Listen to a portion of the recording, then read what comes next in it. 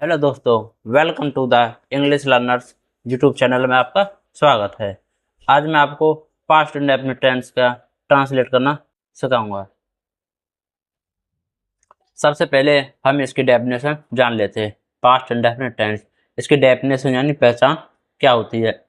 जिन वाक्यों के अंत में ता था, ती थी, ते थे या ए, ये, ई आता है उन्हें पास्ट इंडेफिनिट टेंस कहते हैं। पास्ट इंडेफिनिट टेंस जो होते हैं ये तीन टाइप के होते हैं, अफर्मेटिव और इंटेरोगेटिव और नेगेटिव। नेगेटिव सेंटेंस जो होते हैं उनमें नहीं का यूज होता है। अफर्मेटिव सेंटेंस यानी जो हमारे साधारण वाक्य होते हैं उनमें नहीं का या प्रश्नवाचक शब्दों का यूज नहीं होता। और थर्ड टाइप होता है हमारा इंटेरोगेटिव सेंटेंस, जिनमें क्वेश्चन मार्क होता है, यानी जिस सेंटेंस में क्वेश्चन होता है, क्यों, कहाँ, कैसे, ये सब यूज होते हैं। और मैं आपको बता देता हूँ, ये जैसे ए, ये, ई आता है तो यहाँ पे इसकी जगह ना ए, बड़ी ई की मात्रा, छोटी की मात्रा, ये ए के ऊपर ए भी लगा सकता है। और हम इसको एग्जाम्पल से समझते हैं। जैसे इसका एग्जाम्पल होता है, ये अफर्मेटिव सेंटेंस यानी साधारण वाक्य का सेंटेंस है। हम विद्यालय जाते थे, तो इसमें क्वेश्चन मार्क नहीं आया ना, नहीं का यूज हुआ है कहीं का। जैसे वह अपना कार्य करता था, तो यहाँ पे था शब्द जिस भी सेंटेंस के पीछे था लिखा होगा या ये, ई, ए होगा, वही हमारा पास्ट इंडेफिनिट टेंस होगा। और इन सेंटेंस को ट्रांसलेट करने के लिए कुछ नियम होते हैं, कुछ मेथड होता है, उसको हम सबसे पहले जान लेते हैं, क्योंकि बिना मेथड और रूल के ये सेंटेंस बनाने बहुत ही मुश्किल है। चलो तो हम सबसे पहले इसका मेथड जान लेते हैं। अब हम इसका नियम जान लेते हैं। ये नियम,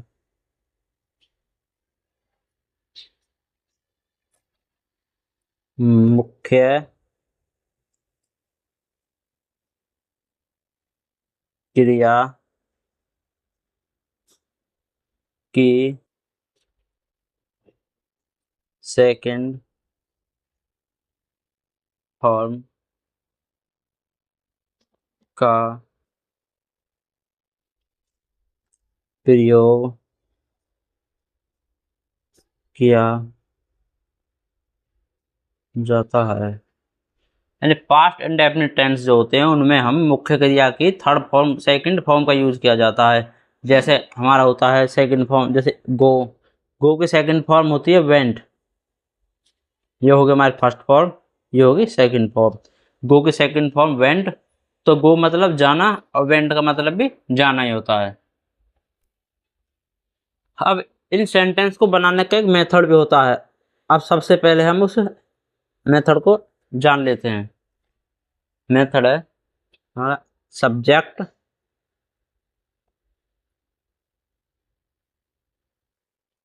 प्लस मेन वर्ब की third second form plus object plus other word. हम जंगल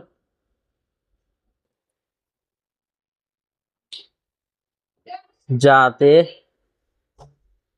थे, तो उसको हम कैसे ट्रांसलेट करेंगे। वी वेंट टू फॉरेस्ट, यानी वी हो गया हमारा जो सब्जेक्ट है, और वेंट हमारा जो गो है, मतलब वेंट मतलब जाना, ये हमारे गो की सेकंड फॉर्म है। फॉरेस्ट यानी जंगल, ये हमारा सब्जेक्ट हो गया, ये हमारा मेन वर्ब हो गया। मेन वर्ब हमारी सेकंड फॉर्म हमने यूज की है। उसके बाद हमारा ऑब्जेक्ट, ऑब्जेक्ट होता है हमारा forest. We went to forest. अब इसके कुछ एग्जाम्पल और ले लेते हैं हम।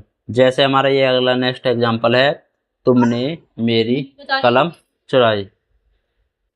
तुमने की होगी हमारी यू, कलम चुराने की यानी चुराना, स्टोलन।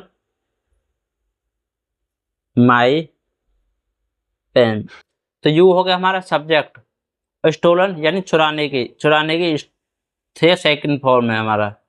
माई मतलब मेरी पेन, मेरी कलम। यू स्टोलन माई पेन, तुमने मेरी कलम चुराई है। हमारा नेक्स्ट सेंटेंस है गीता ने रोटी खाई है।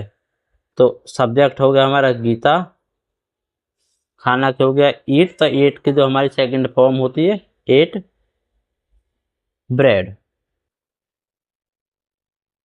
ब्रेड हो गया रोटी, गीता ने ब्रेड रोटी खाई है, तो Geeta ate bread.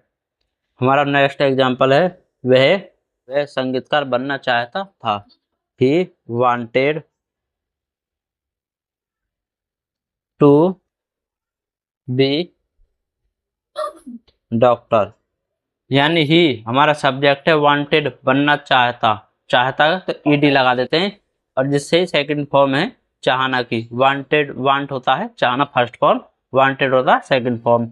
To be बनना, doctor, doctor. He wanted to be doctor, यानी वह डॉक्टर बनना चाहता है था। ऐसे ही हमारा नेक्स्ट एग्जाम्पल है पुलिस ने चोर को मारा। तो इसमें हमारा सब्जेक्ट है पुलिस किल्ड टू